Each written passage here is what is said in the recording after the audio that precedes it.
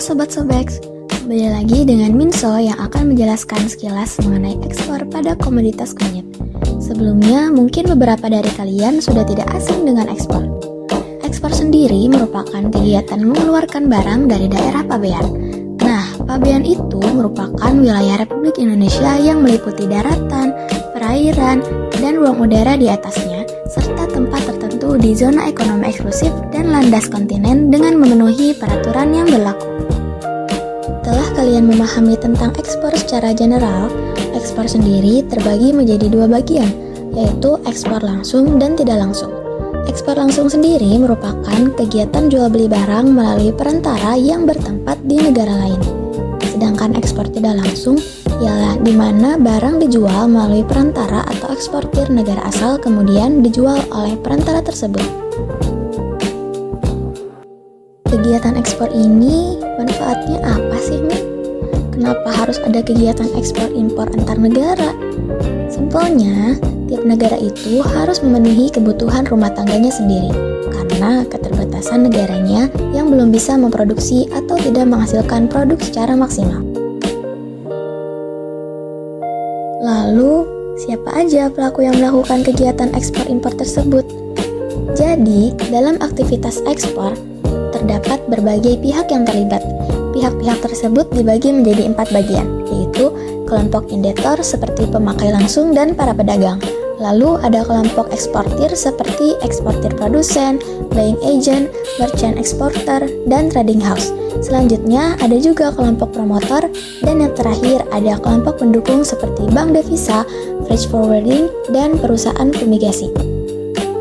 Lalu Min, buat kunyitnya, jenis kunyit apa aja yang sering diekspor? Oke, jadi jenis-jenis kunyit unggulan ada 3 rupanya. Yang pertama ialah kunyit Cordonia yang berasal dari Garut. Yang kedua, kunyit Turina 1 yang juga berasal dari Garut. Dan terakhir, ada kunyit Kunir Ponorogo yang berasal dari Jawa Timur.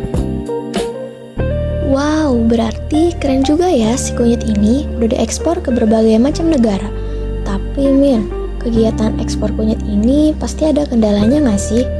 Pasti dong, dalam melakukan kegiatan ekspor tentu ada tantangan maupun peluang. Pada peluang ekspor kunyit, sudah dipastikan karena permintaan tren global yang meningkat karena kunyit ini dijadikan obat herbal alami. Sayangnya, komoditas kunyit itu tidak semuanya otomatis bebas tarif yang dimana eksportir harus memenuhi persyaratan dokumen dan klasifikasi produk dengan benar. Nah, jika tidak dilakukan dengan benar, pastinya terjadi kasus penolakan ekspor pada komoditas kunyit, yang dimana kunyit ditolak karena ada hama penyakit atau ada kandungan yang berbahaya. Lalu, negara mana aja yang sering melakukan kegiatan ekspor? Nah, terdapat 3 negara unggul yang aktif melakukan kegiatan ekspor kunyit, yaitu Jerman, Amerika Serikat, dan juga Singapura. Nah, di ketiga negara ini, sudah pasti terdapat prosedur ekspor negaranya masing-masing.